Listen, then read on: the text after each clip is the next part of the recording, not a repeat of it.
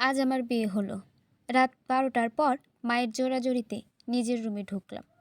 ভেতরে গিয়ে দেখলাম আমার বিয়ে করা পিচ্চি বউ গুটিসুটি মেরে শুয়ে আছে। লাইট জ্বালাতে একটু নড়ে চড়ে ওপাশ ফিরে ঘুমালো। আমিও আস্তে ফ্রেশ হয়ে লাইট অফ করে ওর পাশে শুয়ে পড়লাম।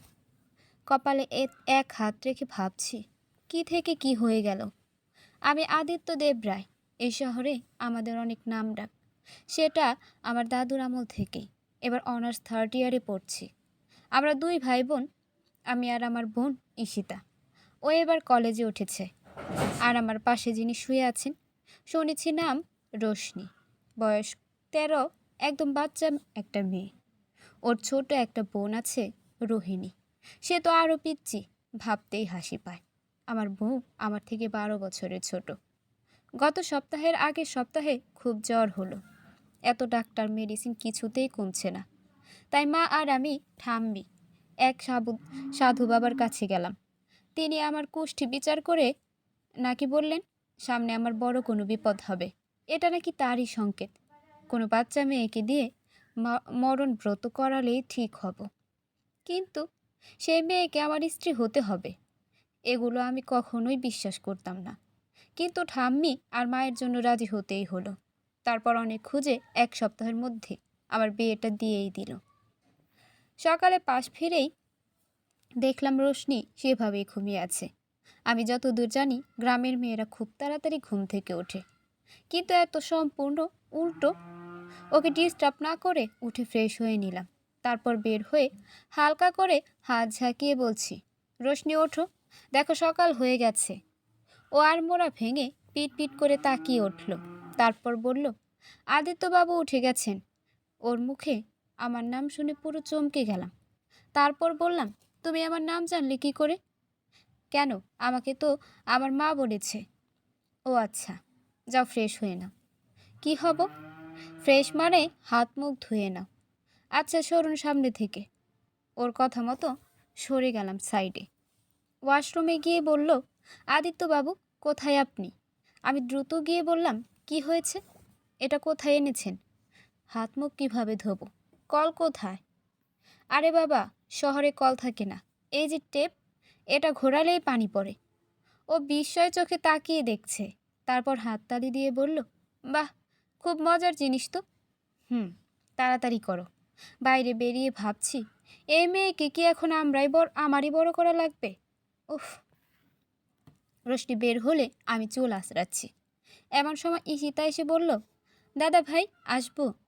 আমি চিরুনিটা নামিয়ে বললাম, আরে ইস্যু ভিতরে আয়। ও রোশনির কাছে গিয়ে বলল, বৌদি কি করছো?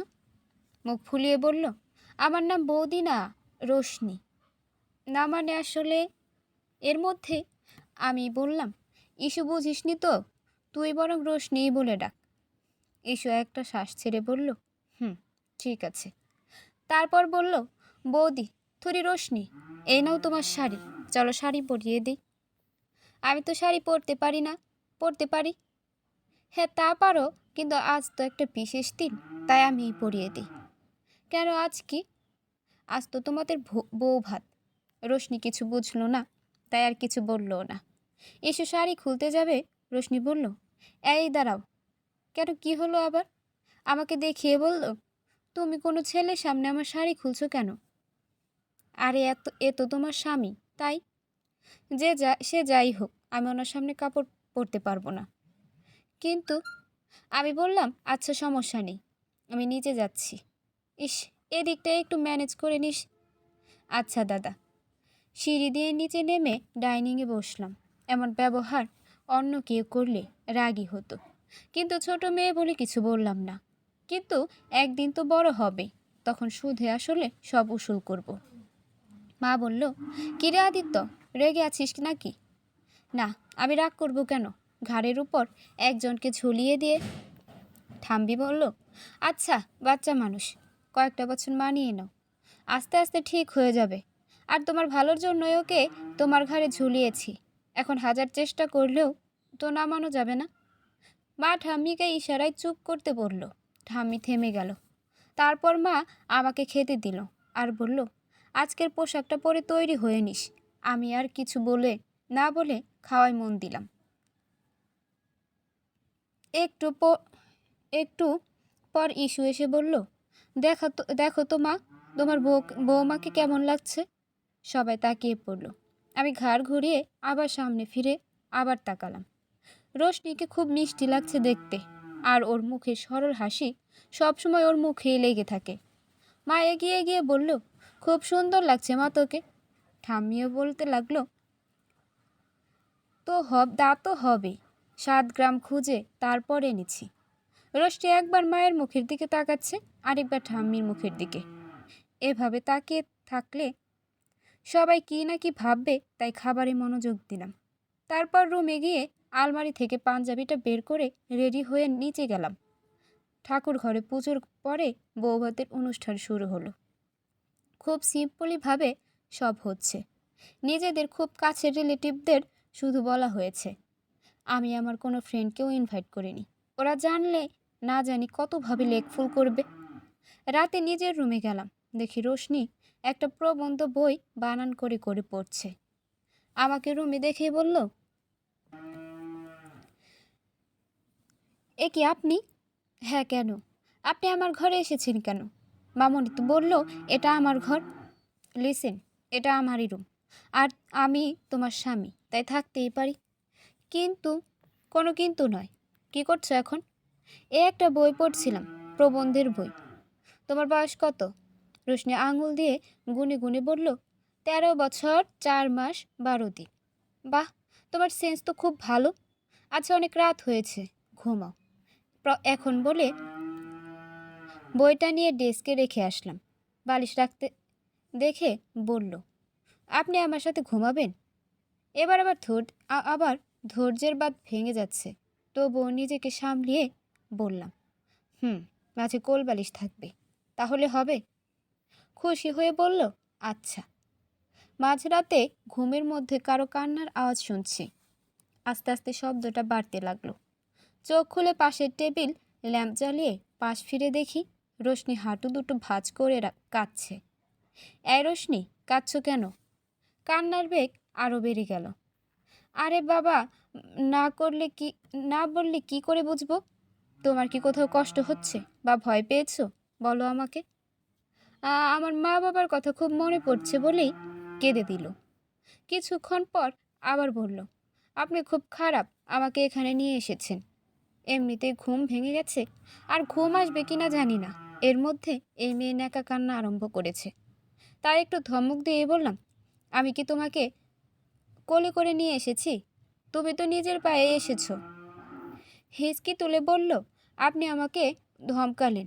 মনে মনে বললাম, এই রে, মেয়েটার সাথে রুড বিহেভ করা একদম ঠিক হয়নি। ওকে ম্যানেজ করতে বললাম। এখন কি করলে খুশি হবে? মা আমাকে ঘুমানোর সময় মাথায় হাত বুলিয়ে দিত, ওটা না হলে আমার ঘুম হয় না। তাহলে কাল রাতে কিভাবে ঘুমিয়েছিলে? কাল তো অনেক ক্লান্ত ছিলাম, আর অনেক রাত অবধি আপনার জন্য অপেক্ষা করেছি, কিন্তু আপনি আসেননি দেখে ঘুমিয়ে গেলাম। ও আচ্ছা, ঘুমাও তুমি, আমি বিলি কেটে দিচ্ছি। এরপর বাকি রাত না ঘুমিয়ে বিলি কাটছি, আর সে নিশ্চিতে ঘুমাচ্ছে। ভোরের দিকে ঘুমিয়ে গেলাম। সকালে উঠে দেখি পাশে রোশনি নেই। হয়তো আমার আগেই উঠে গেছে, সেটা ভেবে ওয়াশরুমে ফ্রেশ হতে গেলাম। তারপর ব্রেকফাস্ট করতে নিচে গেলাম, কিন্তু রোশনিকে কোথাও দেখছি না। ইস্যুকে বললাম, রোশনিকে দেখেছিস? না দাদা। দেখ, হয়তো কিচেনে আছে। কিচেনে গিয়েও দেখলাম কাজের মাসি আর মা আছে। মা আমাকে দেখে বলল, কিছু বলবি? হ্যাঁ। ওই তোমার বৌমাকে দেখেছ? কেন, ঘরে নেই। দেখছি না। আছে কোথাও হয়তো, ভালো করে খুঁজে দেখ। আমিও বিরক্ত হয়ে বাইরে বের হলাম। একে একে কোথায় খুঁজবো এখন? তারপর ভাবলাম, বাগানে যায়নি তো। বাগানের মধ্য দিয়ে হাঁটছি, হঠাৎ কারো খিলখিল হাসির শব্দ পেলাম, যেটা আমার মাথার উপর থেকে আসছে। ওপরে তাকিয়ে যা দেখলাম, আমার চোখ কপালে উঠে গেছে। রোশনি বড় একটা পেয়ারা গাছে উঠে পা দুলছে আর পেয়ারা চিবোচ্ছে। এই, তুমি ওখানে গেলে কি করে? গাছ পেয়ে আদিত্যবাবু। এখনই নামো বলছি, কেউ দেখলে সর্বনাশ হয়ে যাবে। কি হলো রামু? নামছি বাবা। তারপর গাছ থেকে বেয়ে বেয়ে নিচে নামলো। তোমাকে কে বলেছে এত উপরে উঠতে? যদি পড়ে যেতে? ইস, এটা আর কেমন গাছ? এর থেকেও বড় বড় গাছে ওঠার অভ্যাস আছে। হয়েছে, এবার ভেতরে চলো, সবাই তোমাকে খুঁজছে। ওকে নিয়ে যাবার পর মা বলল কোথায় ছিল। আমি বললাম ও একটু বাগানে। আচ্ছা। আর রোশনি মা কাউকে না বলে এদিক ওদিক যাবে না, কেমন? আচ্ছা মামুনি, বসো সবাই, আমি খেতে দিচ্ছি। তারপর সবাই মিলে খাবার শেষ করলাম। রুমে গিয়ে রেডি হচ্ছি ভার্সিটিতে যাব বলে। রোশনি এসে বলল কোথাও যাবেন? ভার্সিটিতে। আমিও যাব। আমি ওর দিকে ঘুরে বললাম এখন তোমার স্কুলে যাবার বয়স, ভার্সিটিতে নয়। আচ্ছা, তুমি কি পড়তে ভালোবাসো? হ্যাঁ, খুব। গুড, তাহলে আমি তোমাকে হাই স্কুলে ভর্তি করিয়ে দেব। ও হাততালি দিয়ে বলল কি মজা, কি মজা। কিন্তু এখন তুমি কিসে পড়ছো? সপ্তম শ্রেণীতে। এমন কথা শুনে আমার হিচকি হচ্ছে। এখানে আমি ভার্সিটিতে, সেখানে আমার বউ 7-এ। ও মাই গড। কি হলো, কিছু বললেন না যে? না, এখন বের হব। আর শোনো, লক্ষ্মী মেয়ে হয়ে থাকবে আর বাসার মধ্যেই থাকবে, বুঝেছো? মাথা নাড়িয়ে বলল আচ্ছা, এখন আসি, বাই। তারপর বাইক নিয়ে সোজা চলে গেলাম ভার্সিটিতে। গেটের ভেতরে ঢুকে দেখি আমার সব ফ্রেন্ড একসাথে আড্ডা দিচ্ছে। ওদের সামনে গাড়ি থামিয়ে নেমে সবার সাথে হাঁক করলাম। তনয় বলল কী রে আদি, দুদিন তোর কোনো খোঁজ খবর নেই, কই ছিলি? এই একটু কাজে শহরের বাইরে গিয়েছিলাম। তাই বলে ফোনটাও অফ করে রাখবি? আরে ভাই, নেটওয়ার্কের বাইরে ছিলাম, তাই হয়তো। আচ্ছা ক্লাসে চল। চল তাহলে। 2 পা বাড়াতেই একটা মেয়ে আমার সামনে এক হাঁটু গেড়ে প্রপোজ করে বসলো।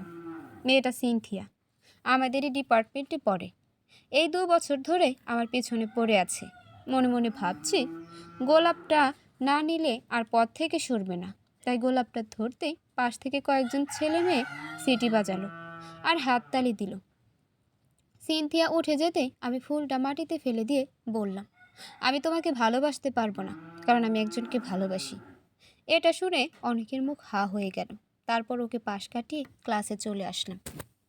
ক্লাসে বসার পর ঋত্বিক, আমার ফ্রেন্ড, বলল দোস্ত, সত্যি তুই যেটা বললি? হয়তো। তো মেয়েটাকে আর কি এই ভার্সিটিতে? সব এখনই বললে পরে আর কি শুনবি? তাও ঠিক। এর মধ্যে ক্লাসে ম্যাম চলে আসলো। মন দিয়ে সবাই ক্লাস করছে, কিন্তু আমার মনটা বাসায় ফেলে এসেছি। না জানি রোশনি এখন কি করছে। তাই সব ক্লাস না করেই বাড়ি চলে আসলাম।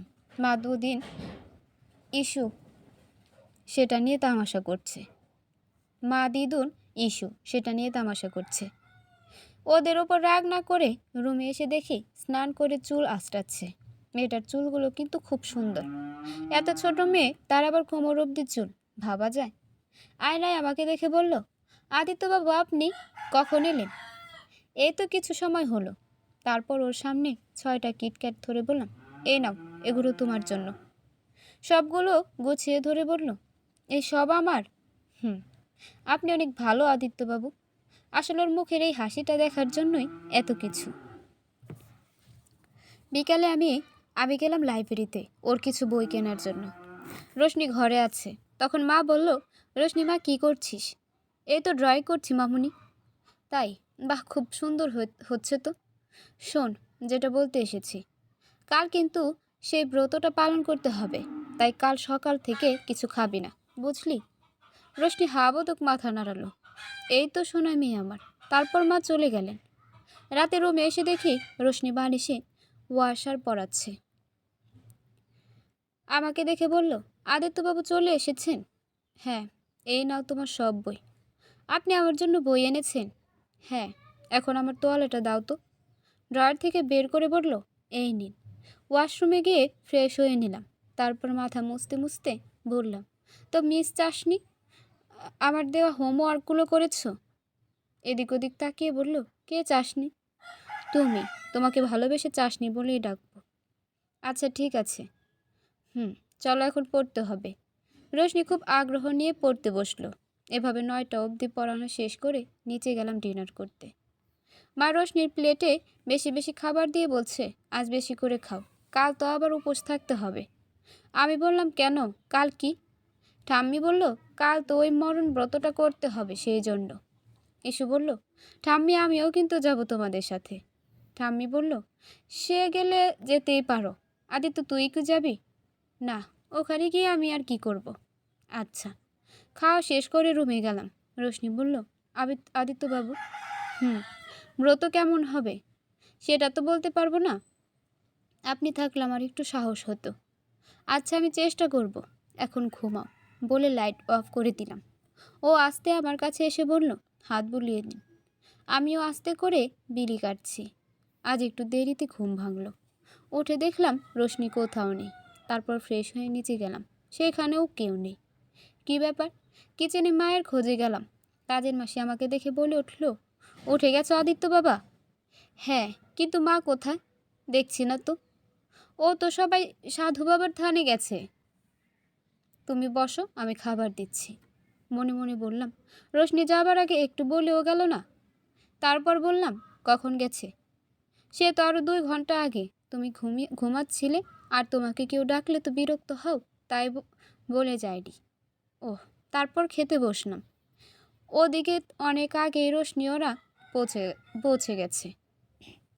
সাধু বাবা বললেন, মা তুমি উপোস রেখেছো তো? হ্যাঁ। আচ্ছা, এই পুকুরে পুরো 30 সেকেন্ড ডুব দিয়ে থাকবে। তার আগে মাথা যেন না ওঠানো হয়। ঈশিতা বলল, 30 সেকেন্ড? এইটুকু মেয়ে কি পারবে? রোশনি বলল, পারবো আমি। সাধু বাবা বলল, এই তো লক্ষ্মী মেয়ে, যাও এখন। রোশনি গলা জল অবধি নেমে জোরে একটা দম নিয়ে ডুব দিল। আর সাধু মন্ত্র পড়তে লাগলো। রোশনি দম আটকে আসছে, মনে মনে সংখ্যা গুনছে আর ডুব দিয়ে আসছে। 30 হবার পর মাথা উঁচু করে শ্বাস নিতে লাগলো। নাক মুখ দিয়ে জল ঢোকায় জোরে জোরে কাশছে। তারপর মা আর ইসু ওকে ধরে ওঠালো। মা বললেন, বাবা আর কি কিছু করতে হবে? হ্যাঁ, এখন তো আসল কাজই বাকি। ঠাম্মি বলল, কি করতে হবে? পুরো মন্দিরের চারদিকে মাটিতে শুয়ে দণ্ডি কাটতে হবে। সাধুর কথা মতো ভিজে শরীরে পুরো মন্দিরে গড়িয়ে গড়িয়ে দণ্ডি কাটল। এমনিতেই খালি পেট, তার উপর এত কিছু। রোশনির উঠে দাঁড়ানোই শক্তি নেই। সাধু বললেন, ওকে এখন কিছু খাওয়াতে পারো। আর দুশ্চিন্তার কোনো কারণ নেই। আদিত্য এখন সম্পূর্ণ বিপদমুক্ত। কথাটা শুনে সবাই খুশি হলো। ইসু বলল, তাহলে ওর জন্য কিছু খাবার আনি? ঠাম্মি বলল, না, রাস্তার খাবার পেটে গেলে সমস্যা হতে পারে। তুই বরং 1 বোতল জল কিনে আন। রোশনির খুব দুর্বল লাগছে, আর প্রচুর ক্ষুধাও পেয়েছে, কিন্তু কিভাবে বলবো? এমন সময় আমি বাইক নিয়ে ওদের সামনে আসলাম। রোশনি চোখ বড় বড় করে বলল, আদিত্যবাবু। মা ঠাম্মি আমার দিকে তাকালো। মা বলল, তুই এইখানে? হ্যাঁ, ওর জন্য এই যে খাবার এনেছি। আমি বাসা থেকে বার্গার আর স্যান্ডউইচ বানিয়ে বক্সে করে এনেছি রোশনির জন্য। বক্সটা ওর দিকে এগিয়ে দিলাম। রোশনি খুব তাড়াতাড়ি খাচ্ছে। ইসু পেছন থেকে বলল, আরে দাদা, তুমি? তারপর রোশনিকে খেতে দেখে বলল, ওহ, কত ভালোবাসা। ঠাম্মি বলল, এমন স্বামী না হলে চলে নাকি? দেখেছো, বৌমা আমাদের ভুল হলেও আমাদের দাদু ভাইয়ের কিন্তু ঠিকই মনে আছে। সারা জীবন তোরা এভাবে থাকিস। তারপর আমরা বাসায় চলে আসলাম। এভাবে দিনগুলো কাটছিল। রোশনির সাথে খুনসুটি ইসুর সাথে ঘুরতে যেত। মা ওর চুল বেঁধে দিত। সবার নয়নের মণি হয়ে গেছে এখন। আজ বিকেলে মা বলল, কোথায় জানি একটা মেলা হচ্ছে, সেখানে আমি যেন রোশনিকে নিয়ে যাই। কথাটা শুনে রোশনি তো মহা খুশি। ওর খুশির জন্য যেতে রাজি হলাম, কারণ আমি এসব ভিড় কখনোই পছন্দ করি না। কিন্তু বিয়ে হলে নিজের শখ ইচ্ছা যে বিসর্জন দিতে হয়, সেটা এখন হাড়ে হাড়ে টের পাচ্ছি। রুমে এসে দেখি রোশনি পুরো আলমারির শাড়ি বের করে বেডের উপর রেখেছে। চাশনি, এত শাড়ি বের করেছো কেন? আদিত্যবাবু দেখুন না, কোনটা পরবো আমি? সেইটাই পরো, যেইটাই পরো, তোমাকে সুন্দর লাগবে। না, আপনি একটা বেছে দিন। আচ্ছা, এই পিঙ্ক কালারের শাড়িটা পরো। খুশি হয়ে বলল, আচ্ছা। তারপর দুজনে রেডি হয়ে গাড়ি নিয়ে বের হলাম। আমি ড্রাইভ করছি, আর ও গাড়ির উইন্ডো দিয়ে তাকিয়ে শহর দেখছে। মাঝে মাঝে প্রশ্ন করছে, এটা কি, এটা কি, ওইটা কি? আর আমিও বাধ্য স্বামীর মতো উত্তর দিচ্ছি। একসময় পৌঁছে গেলাম। অনেক বড় মেলা বসেছে, লোকজনও ভরা। ওর হাত ধরে ভেতরে গেলাম। তোমার কিছু কেনার থাকলে কিনতে পারো। আমি চুড়ি কিনবো। চলুন চুড়ির দোকানে। এরপর 3-4 সেট চুড়ি কিনলো, সাথে আলতা, দুল, নূপুর আরও অনেক কিছু। সবগুলোর নামও জানি না। এভাবে বিকেল গড়িয়ে রাত হয়ে গেছে। আমি বললাম, এখন তো আমাদের যেতে হবে। যাবার আগে বাড়ির সবার জন্য অনেক খাবার জিনিস কিনলো। আমার অবস্থা কাহিল এই পিচ্চি মেয়ের জন্য। এত ছোটাছুটি করার পরও কোনো টায়ার্ডনেস নেই। রাস্তা সারা রাস্তা বকবক করতে করতে এসেছে। তারপরের দিন সকালে নাস্তা করে রেডি হয়ে ভার্সিটিতে গেলাম। ঋত্বিক বলল, দোস্ত কাল তোর সাথে মেলায় একটা বাচ্চা মেয়েকে দেখলাম। মেয়েটা কে রে? তোর কোনো ভাতিজি নাকি রিলেটিভ? মেয়েটা আবার শাখা সিঁদুরও পরা ছিল। ওইটুকু মেয়ের বিয়ে হয়ে গেছে। আমি চুপচাপ দাঁড়িয়ে ওদের কথা শুনছি। ও আবার বলল, দেখিস তোকে আবার মেয়েটার বর না ভেবে পুলিশ ধরে নিয়ে যায়। বলে হো হো করে হেসে অভির সাথে হাই ভাইব দিল। আমি মনে মনে বলছি, কিছু না জেনে এত কিছু বলছিস। আর যদি জানতি মেয়েটা আমার ওয়াইফ, তাহলে মনে হয় ওরা নিজেরাই আমাকে পুলিশের কাছে দিয়ে আসতো। বিকেলে আমার ফ্রেন্ড শুভ্র কল করে বলল যেন ওর সাথে মিট করি। তাই রেডি হয়ে বের হলাম। রোশনি রুমে যাচ্ছিল, তখন ইস্যু বলল, ঠাম্মি ওকে ডেকেছে। ঠাম্মির রুমে ঢুকে বলল, আমাকে ডেকেছিলে? উনি চশমা খুলে বলল, রোশনি আয় ভেতরে আয়। তারপর চশমাটা মুছছে আবার চোখে পড়লেন। রোশনি হাসি মুখে সামনে বসে বলল, কিছু লাগবে ঠাম্মি? না রে, আয় আমার সাথে। তারপর ঘরের সাথে লাগোয়া একটা তাক খুলল। সেখানে বিভিন্ন কাচের বয়ামে রাখা আচার আছে। রোশনি দেখে চোখ বড় বড় করে তাকালো। ঠাম্মি বলল, যেসব খেতে পছন্দ করিস এখান থেকে নিয়ে যা। আমাকে দেবে? হ্যাঁ, কেন আচার পছন্দ করিস না? খুব করি। তারপর আবার বেডের উপর বসলো। ঠাম্মি বলল, কি আমার আতিথ্যের সাথে কি ভাব ভালোবাসা হয়েছে? ভাব ভালোবাসা সেটা কি? হেসে দিয়ে বলল, আরে ভালোবাসার সম্পর্ক কি হয়েছে? সেটা কিভাবে হয়? আচ্ছা তাহলে শোন। বলে কানে কানে ফিসফিসিয়ে সবটা বলল। রোশনি শুনে মুখ চেপে হাসছে। এমন করলে ভালোবাসা হয়? হ্যাঁ হয়তো। এতদিন পর দেখা হলো, তাই শুভ্র তাড়াতাড়ি ছাড়লো না। ফিরতে ফিরতে প্রায় 9:30টার বেশি বাজে। রুমে গিয়ে দেখলাম রোশনি পায়চারি করছে। ব্যাপারটা খুব অদ্ভুত মনে হলো। আমাকে দেখে বলল, এতক্ষণ কোথায় ছিলেন আপনি? একটু ভ্যাবাচাকে খেয়ে বললাম, কেন? বলেই তো গেলাম আমার ফ্রেন্ডের সাথে দেখা করতে যাচ্ছি। তা আগে আসা গেল না? সে কখন থেকে অপেক্ষা করছি। ওর কথা শুনে চোখ কপালে উঠল আমার। মেয়ে বলে কি, আজ হঠাৎ কি হলো? কি বিড়বিড় করে বলছেন? ঘড়ি খুলতে খুলতে বললাম, আজ এত বউ বউ ভাব। শরীর ঠিক আছে তো? আমার সব ঠিক আছে। আর কথা না বাড়িয়ে ফ্রেশ হতে গেলাম। ড্রেস চেঞ্জ করে বের হলাম। রোশনি বেডের উপর পা ঝুলিয়ে বসে আছে। ওকে আজকে কেমন যেন লাগছে। তাই পাশে বসে কপালে আর গলায় হাত দিয়ে দেখলাম জ্বর এসেছে কিনা। কিন্তু একদম পারফেক্ট আছে। এমনিতেই খুব টায়ার্ড লাগছে। ওকে বললাম, খেয়েছো? আপনি? হ্যাঁ, বাইরে থেকে। আচ্ছা শুয়ে পড়ো। সোজা হয়ে শুয়ে কপালে হাত দিয়ে চোখ বুজে আছি। হঠাৎ রোশনি আমার গালে একটা কিস করলো। আমি পুরো হকচকিয়ে উঠে ওর দিকে তাকালাম। তারপর উঠে বসে গালে হাত দিয়ে বললাম, এটা কি হলো? কেন? ভালোবাসা? কি? কই থেকে শিখেছো এসব? শিখবো কেন? ঠাম্মি বলেছে এটা স্বামীকে দিলে নাকি ভালোবাসা বাড়ে। একটা শ্বাস ছেড়ে বললাম, ঠাম্মি এখন তোমার মাথাটাও বিগড়ে দিচ্ছে। এমন সময় রোশনি বলল, কি হলো? আমাকে ফেরত দিন। কি ফেরত দিব? আমি যেটা দিলাম। পারবো না আমি, যাও ঘুমাও। বলে বালিশ নিয়ে ওপাশ ফিরে শুয়ে পড়লাম। প্রায় অনেকক্ষণ পর আপনি ঘুম ভেঙে গেল। এদিকে ফিরতেই দেখি রোশনি হাঁটু ভাঁজ করে বসে আছে। রাত প্রায় 1টা। মেয়ে এখনো ঘুমায়নি। রুমের লাইট জ্বালিয়ে মৃদু স্বরে ডাকলাম, চাসনি? ও মুখ ঘুরিয়েই অন্যদিকে তাকালো। উঠে বসে ওর মুখ নিজের দিকে টেনে বললাম, কি হলো চাসনি? মন খারাপ? সরুন আপনি আমাকে একটুও ভালোবাসেন না। কাল আমি ঠাম্মির কাছে বলবো। মনে মনে বললাম, কি বলে এসব? ঠাম্মি কেউ বলবে? আমার মান সম্মান তো পুরো প্লাস্টিক বানিয়ে ছাড়বে দেখছি। একটু পর ও বেড থেকে নেমে গেল দরজার দিকে। আমি ওর সাথে সাথে নেমে ওর হাত টেনে বললাম, আরে কোথায় যাচ্ছে এত রাতে? ঠাম্মির কাছে। ওকে এদিকে টেনে এনে বললাম, রাগ করো না প্লিজ। মুখ ঘুরিয়ে নিল। ওর সামনে হাঁটু গেড়ে কান ধরে বললাম, বলো কি করলে তোমার রাগ কমবে?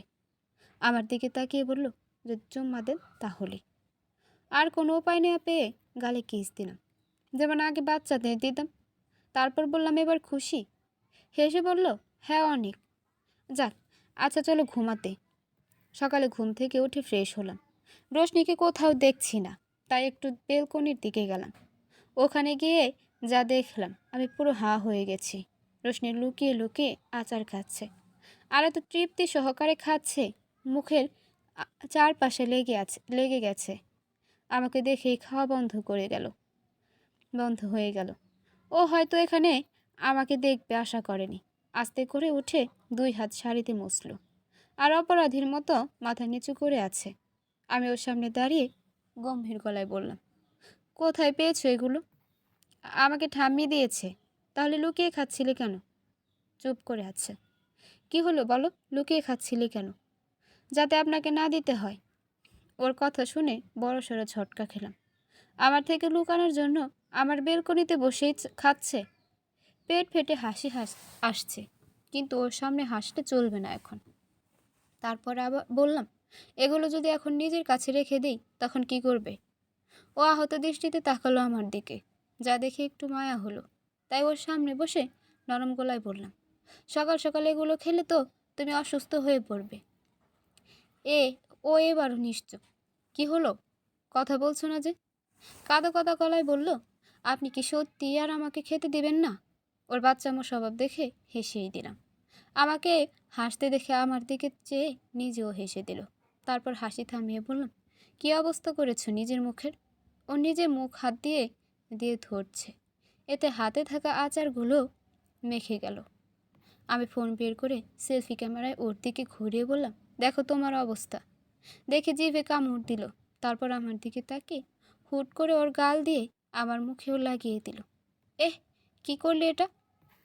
বারে, আমাকে দেখে হাসলেন, তাই আমিও লাগিয়ে দিলাম বলেই দৌড়। এই মেয়ের মাথায় তো খুব বুদ্ধি। এই বয়সে এমন না, না জানি বড় হলে কি করবে আমাকে।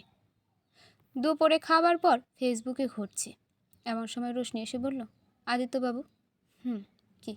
আপনি আমাকে মিথ্যা বললেন কেন? কি মিথ্যা বললাম আবার? শহরে বলে কোনো পুকুর থাকে না, তাহলে বাড়ির পেছনে ওটা কি? কোন বাড়ির পেছনে? আপনাদের। হোয়াট? আমাদের বাড়িতে পুকুর? Are you mad? বিশ্বাস না করলে আসুন আমার সাথে, আসুন। একরকম ট্রেনে হিস্টে নিয়ে গেল। আমিও ভাবছি, হঠাৎ এক রাতের মধ্যে পুকুর কিভাবে হয়ে গেল। তারপর দাঁড় করিয়ে বলল, ওই তো পুকুর, কি সুন্দর টলটলে জল। ওর কথা শুনে মাথা ঘুরছে। ওর দিকে তাকিয়ে বললাম, ওটা পুকুর নয়, সুইমিং পুল বলে এটাকে। কি পুল? সুই। ওটা বুঝবে না, আরও বড় হও, তারপর বুঝবে। আর বুঝে কাজও নেই। আমি এখন এখানে স্নান করব। মানে একবার তো করেছো, তাতে কি? গ্রামে থাকতে কতবার স্নান করেছি। তখন যা করেছো, কিন্তু এখন করা যাবে না, কাল করবে চলো। না, আমি যাব না।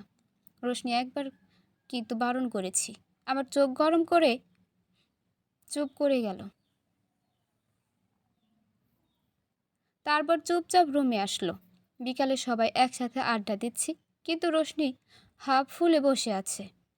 ইস্যু বলল, আমাদের রোশনির কি হলো? ও তো চুপচাপ থাকার মেয়ে নয়। মা বলল, তোর কি মন খারাপ? ও বলল, হ্যাঁ, আদিত্যবাবু আমাকে বকেছে কেন? আমাকে পুকুরে নামতে দিল না আজ।